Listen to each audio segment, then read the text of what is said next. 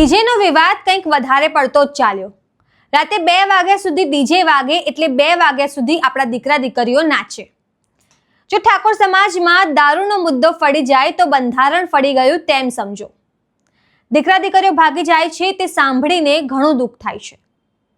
આ વાત ઠાકોર નેતા ચંદનજી ઠાકોરે કહી છે. તેમણે બહુચરાજી તાલુકામાં તમામ ઠાકોર સમાજના લોકોને પ્રતિજ્ઞા પણ લેવડાઈ અને સમાજના બંધારણને અમલી કરવાની વાત પણ કરી. નમસ્કાર, હું છું ચંદ્રિકા પુત્રી નિરાલી. આવો સાંભળીએ ચંદનજી ઠાકોરે શું કહ્યું. ડીજે એટલા માટે ત્યાં સ્વતંત્ર બંધ કર્યું છે. ડીજેનો વિવાદ સમગ્ર ગુજરાતમાં ચાલ્યો, ટીવી મીડિયામાં ચાલ્યો, ખૂબ વધારે પડતું ચાલ્યું. એમાં અમારું બળદેવજીભાઈ, જ્ઞાનીબેન, અમે જયારે અમારા ઘેર કે બીજે ત્રીજે જયારે મળ્યા, કેશાજીભાઈ, સમગ્ર ટીમ જયારે મળી ત્યારે એક સર્વેમાં એવું આવ્યું હતું, કહું આ ડીજેમાં ખૂબ મોટા ભાગે અમે સર્વે કર્યું અને ઊંડાણપૂર્વક ગયા.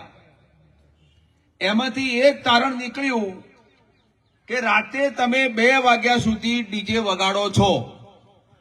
આ વાત બરાબર ને?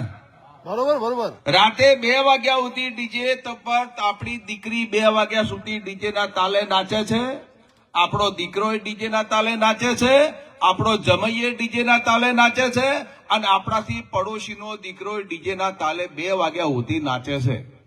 આ વાત બરાબર? બરોબર. એમાં ઘટના એવી ઘટે છે કે રાતે કોઈક દારૂડિયો દારૂ પી, કોઈ દીકરીનો જમાઈ દારૂ પી કે બીજો ત્રીજો કોઈક દારૂ પીને બહાર પડે ની દીકરી નાચતી હોય, રાતે 1:30 વાગે એની ઓખ મળે, 4 દાડા ચેડ કોકની અંદર ભાગી જાય. બરોબર સર, આ અમારું સર્વે છે સાહેબ. આ જ્ઞાનીબેન, બળદેવજી, ભરતજી, અમે બધા જયારે સર્વે કર્યા અને ખૂબ ઊંડાણપૂર્વક ચર્ચા વિચારણા કરીને આ ઠાકોરમાં ડીજે નો મુદ્દો અમે લાયા છે. અને દીકરીને નાહી જાય તો બરાબર, એને ભેગું થાય. ચલો, બીજું, આજે 2 છોકરાની માં ભાગી જાય એ કેટલા અંશે ખરાબ છે. અને ક્યારે ભાગે છે કે આમાં મેં શરૂઆતમાં મારા ભાષણમાં કીધું કે તમે જે 35 નંબરનો જે મુદ્દો લાયા છો દારૂ બાબતનો, જો આટલું પડી જાય તો 18 પ્રકારનું બંધારણ પાકું. આમાં કાંઈ ઘટતું નહીં. બોલો સાહેબ, બહુ વેદના થાય છે. સવાર દાડો ઉગે એટલે પોટ ઠાકોરના ટોળા ઘેર આવીને બેસે છે કે સાહેબ અમારી દીકરી જતી રહી, અમારી દીકરાની વહુ જતી રહી, અને પોલીસ સ્ટેશન ફોન કરો. કંટાળી ગયા સાહેબ. એટલે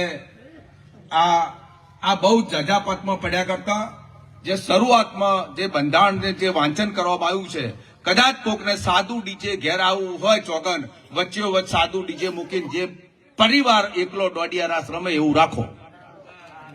આટલું મારું કે બોલો સદારામ બાપાની, સદારામ બાપાની.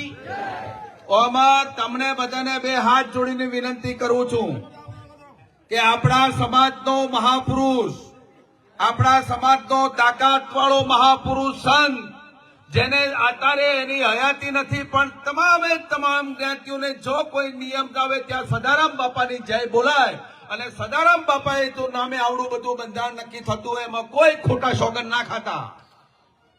એટલા માટે બધાને કહું છું કે પોતપોતાનો જમણો હાથ આગળ કરે.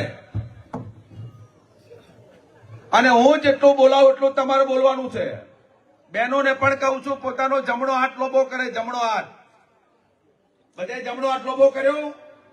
બોલો, હું પૂજ્ય સદારામ બાપાની સાક્ષી પ્રતિજ્ઞા લઉં છું કે કોભેલ ગામે જે બંધારણ નક્કી કરવામાં આવેલ છે તે બંધારણને હું સંપૂર્ણપણે પાલન કરીશ અને આ બંધારણને શ્રેષ્ઠ બંધારણ તરીકે એક રિવાજ, એક સમાજ ને સમર્થન આપું છું.